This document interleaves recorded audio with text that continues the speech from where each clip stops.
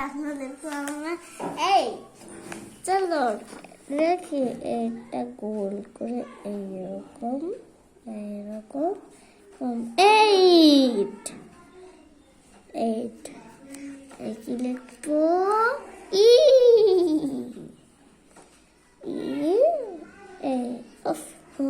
এটা একটু ভুল হয়ে গেল, দাঁড়াও বন্ধু একটু মুছে নি। তবে এই যে এরকম সোজা টান একটা, এটা ভুল হয়ে গেছে। এই যে